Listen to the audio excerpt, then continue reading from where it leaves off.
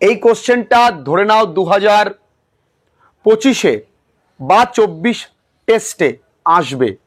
এই রকম হুবহু না আসলেও এই কোশ্চেনটার অ্যান্সার স্ক্রিপ্টটা ভীষণভাবে গুরুত্বপূর্ণ।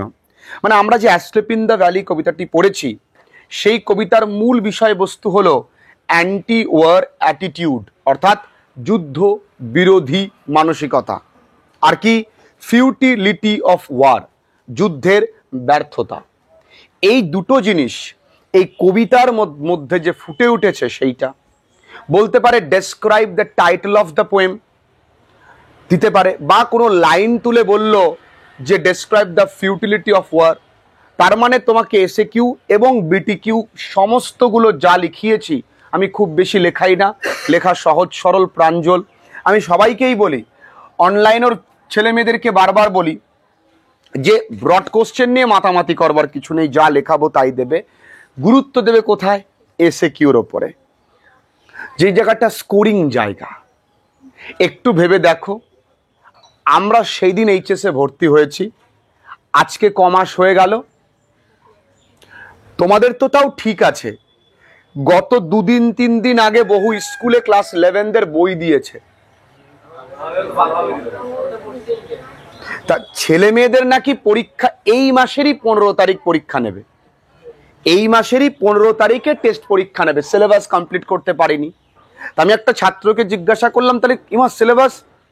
তো বললো স্যারদের কি দায় আছে নাকি? এ তো সরকারি চাকরি, সিলেবাস শেষ করার কি স্যারদের দায় আছে? দায়িত্বটা নেয় কারা?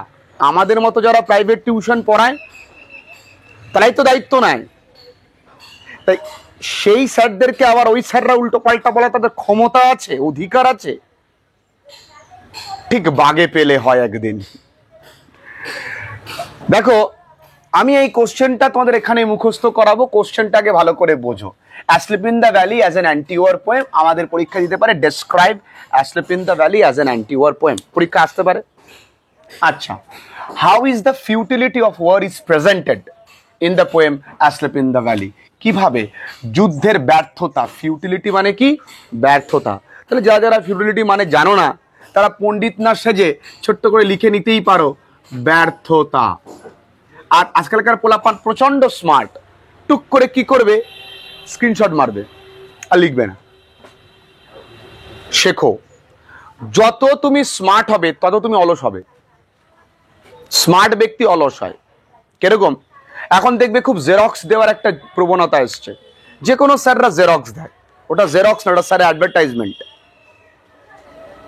দেখবে জেরক্স দিচ্ছে, ছেলেমেয়েরা স্যার পিডিএফ, হ্যাঁ লেখ। নাহলে অলস হয়ে যাচ্ছি তো আমরা। আগেকার দিনে কি হতো, বেদনা কি শুনে শুনে মুখস্থ করে ফেলতো, আর এখন শুনে শুনে কি একটা লাইন যদি বলি অ্যাট দ্য বিগিনিং, তারপরে কি বলে বিগিনিং। ও আচ্ছা, তাই ছেলেপেলেদের মাইন্ড ক্যাপাবিলিটি খুব কমে গেছে। আরো খারাপ আসবে, আরো খারাপ আসবে, এমনি এমনি না, আরো আসবে। তা দেখি, আর্থার রিম্বাউ ড্রজ মানে আঁকা an anti war attitude in his poem asleep in the valley. কিছু আছে? আর্থার রিম্বাউ ড্রজ এঁকেছিলেন an anti war attitude in his poem asleep in the valley. কিছু আছে? আমি যদি লিখি, এবার যেহেতু পরীক্ষায় আবার অ্যান্টি ওয়ার না দিয়ে যদি দেয় ফিউটিলিটি অফ ওয়ার, তাহলে কি লিখবো? তখন আমি লিখবো এই আর্থার রিম্বাউ, এনার নামটাই লিখবো। প্রেজেন্টস, উপস্থাপনা করেছিলেন কি the futility of war in his poem asleep in the valley. মানে যখন যেটা দেবে। বুঝতে পেরেছি? কত সহজ কিন্তু।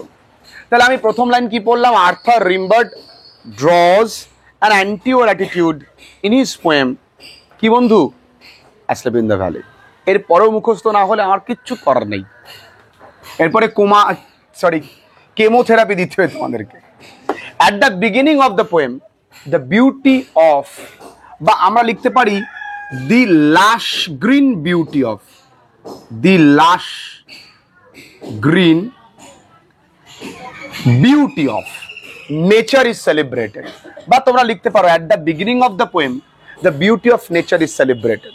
একদম কবিতার শুরুতে আমরা কি পাবো? প্রকৃতির সুন্দরতা। দেখেছি না? where a slow stream flows, একটা নদী বয়ে চলেছে, তাই না, উপত্যকার উপরে। তো এই জন্য বলা হচ্ছে দ্য লাশ green beauty of nature is celebrated. প্রথম লাইন হয়ে গেল। He finds a young soldier lying dead in the beautiful green valley. সে খুঁজে পায় একজন যুবক সৈনিককে শুয়ে থাকতে, এখানে একটা কমা দিলে ভালো হয়, dead in the beautiful green valley. কিছু নেই, তাহলে আমি এইটুকুনি আগে মনে রাখার চেষ্টা করি। তাহলে Arthur রিম্বার্ড draws an anti-war attitude in his poem Asleep in the Valley. Second লাইনে কি আছে? at the beginning of the poem the lush green beauty but the beauty of nature is celebrated. তারপরে কি আছে? it finds a soldier lying dead in the beautiful green valley.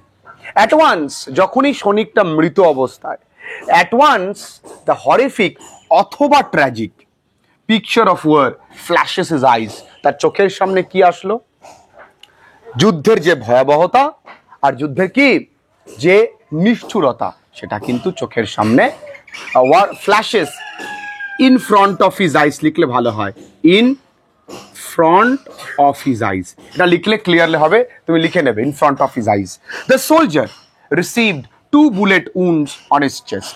কোথাও কঠিন নেই, সৈনিকটি receive নিয়েছিল বা সৈনিকটির বুকে কি আছে? 2টো বুলেটের চিহ্ন, ক্ষত চিহ্ন। He lies open mouth, open mouthed, সে শুয়ে আছে হা করে।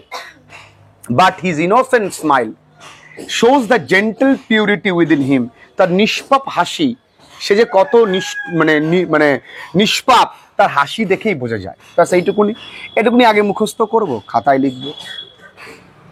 5 বার আগে যদি বাড়িতে আমি এমনি এমনি পড়ি, রিডিং পড়ি, তাহলেই তো ক্লিয়ার হয়ে যাবে। এরপরে আসি, the poem is started with a beautiful picture of valley, জেনেছি আগে, but at the end the horrific picture of war is revealed.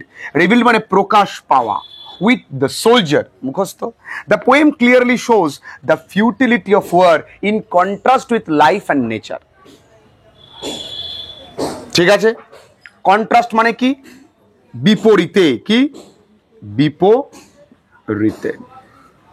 The poet strongly believes, কবি বিশ্বাস করেন, that war can bring nothing, যুদ্ধ কিছুই আনতে পারে না, but destruction, কি আনে? ধ্বংস। It cannot change anything, কোনো কিছু পরিবর্তন করতে পারে না। It only takes innocent lives, শুধু কি নেয়?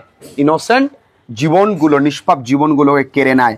Grim death is obvious in war, মানে মৃত্যু নিশ্চিত যুদ্ধে।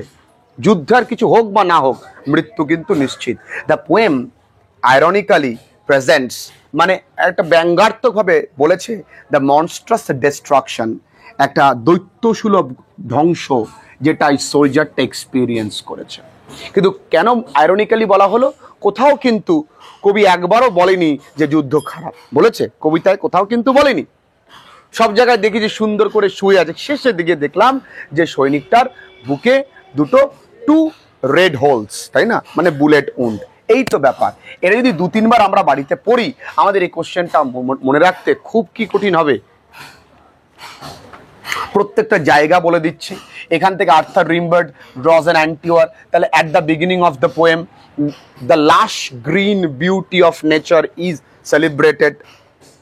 He finds a soldier lying dead, তাই না, in the green valley, by in the beautiful green valley. At once the horrific or tragic picture of war flashes in front of his eyes. আরে আমার মতন ভেদ লোক মুখস্থ করে ফেলে দিল, এইটুকুনি মুখস্থ করে দিল। তাহলে আমার মুখস্থ দেখ, তোরা মিলিয়ে দেখ হয় কিনা। কি বলেছে একদম শুরুতে? আর্থার রিম্বার্ড শোজ বা depicts বা draws, যা খুশি, an anti-war attitude in his poem Asleep in the Valley.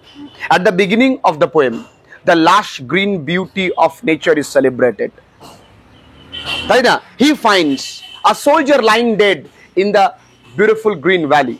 At once the horrific or tragic, যে কোনো তোমরা একটা লিখবে বা দুটো লিখলে and দেবে, horrific and tragic picture of war flashes in front of his eyes. এরকম মুখস্থ আমার পারবে না তোমরা? তোমাদেরও পারা উচিত। এরপরে কি আছে? The soldier received 2 bullet wounds on his chest. He lies open mouth but his innocent smile shows the gentle purity, তার যে নিষ্পাপতা তার মনের ভেতরে, সেটা কিন্তু আমরা জানি। হয়তো একটা সৈনিক আর একটা সৈনিকের সঙ্গে মারামারি করছে, they both are very innocent, তারা কিছু জানে না, কিন্তু they are serving the nation, তারা তাদের কান্ট্রিটাকে সার্ভ করছে।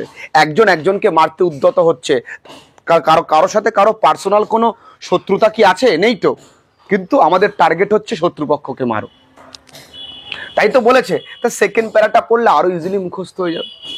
পরের দিন কিন্তু এটা পুরোটা চাই, লিখে নাও সুন্দর করে। আমি সরে যাচ্ছি, যারা অনলাইন ক্লাসেস করছো